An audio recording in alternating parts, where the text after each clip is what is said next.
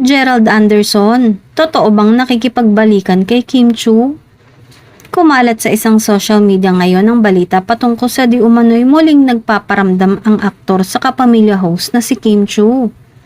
Ayon pa dito, nag-message daw si Gerald ng congratulations message sa aktres para sa bago nitong serye na Alibay. Marami nga daw ang nagtataka na malalapit kay Kim dahil matapos ang ilang taon ay muli itong nagme-message sa aktres. In fairness naman ay hindi na daw nireplyan ng aktres na si Kim dahil busy din ito sa bago nitong proyekto na kasalukuyan nang ang nasa lock-in taping kasama si Paolo Avellino.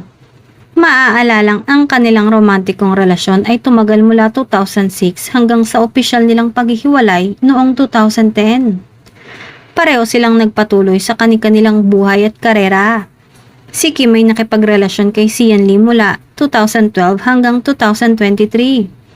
Habang si Gerald ay naging romantically linked kina Maha Salvador, Bea Alonso at Julio Barreto pagkatapos ng breakup nila ni Kim.